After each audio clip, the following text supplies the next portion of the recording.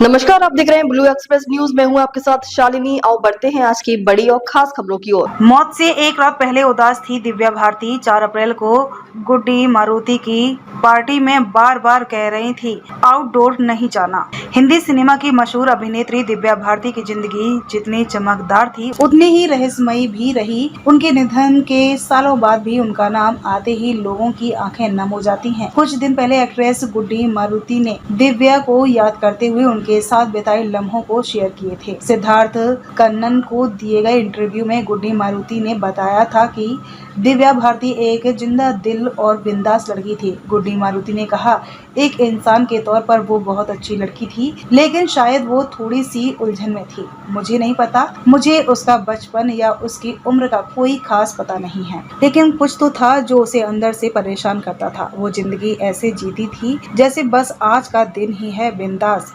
बेपरवाह, लेकिन फिर भी वो एक बहुत अच्छी लड़की थी। गुड्डी मारुति ने कहा था, जब 16 और शबनम बन रही थी उस वक्त वो साजिद नाडियावाला के साथ थी। गोविंदा, दिव्या, साजिद, डेविड और हम सब 4 अप्रैल को मेरे बर्थडे पर वांगचू में पार्टी कर रहे थे। वहाँ से तो सब ठीक लग रहा था, लेकिन अंदर से लगा वो बहुत उदास है। वो बार बार कह रही थी कि मुझे आउटडोर शूटिंग पर नहीं जाना, लेकिन साजिद ने कहा कि प्रोड्यूसर को कमिटमेंट है तो जाना ही पड़ेगा। अगले दिन दुलारा की शूटिंग थी। गुड्डी मारुति ने आगे ये भी बताया, 5 अप्रैल की रात को सब कुछ हुआ। 6 अप्रैल की सुबह मेरी कुल्लू मनाली की फ्लाइट थी। फ्लाइट में रतन जैन फिल्म प्रोड्यूसर मिले। उन्होंने कहा कि दिव्या सुना अब नहीं रही। मैं हैरान रह गई। मैंने कहा कि क्या कह रहे हो आप? उन्होंने कहा कि पिछली रात सब कुछ हुआ। फिर जब दिल्ली एयरपोर्ट पर उतरी तो मैंने घर फोन किया और अपने पति, जो उस समय दोस्त थे, कहा कि कुछ अजीब सा हुआ है, देखो क्या पता चलता है। फिर उन्होंने जाकर कपूर हॉस्पिटल में देखा। सब कुछ बहुत दुखद था।